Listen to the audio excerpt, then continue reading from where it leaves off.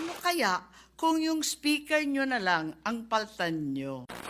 I vote a resounding yes. Sa hinaba-haba kong pagsisilbi sa Kongreso, sa 12 taon na nanilbihan kami, ang trabaho ng kongrestista, sa pagkaalam ko, ay maging kinatawan ng kanilang distrito o kanilang sektor. Bakit naman ngayon ay naging tagabantay na lamang sila ng humihiyaw na dambuhalang sanggol? Ginawa ng bonjing na armas ang impeachment.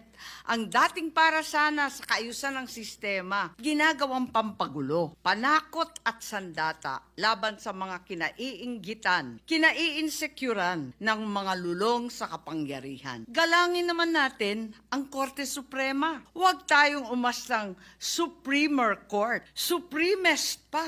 Wala namang ganun ah. Sa mga kapatid kong senador, paano tayo magiging dakilang mambabatas kung tayo mismo ay hindi susunod sa batas?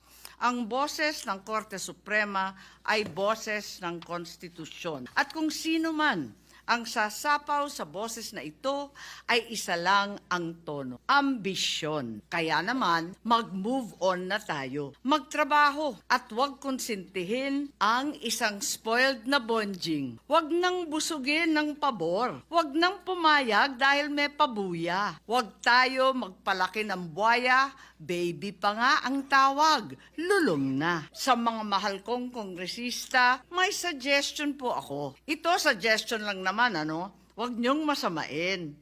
Kesa inaatupag ninyong palitan ang pinili ng taong bayan, binoto at minahal. Bakit di nyo nalang palitan ang tao, kayo naman lang ang pumili? Ayaw paawat ng iba sa kaka-flex. Ano kaya kung yung speaker nyo na lang ang paltan nyo? Kaya nyo yan.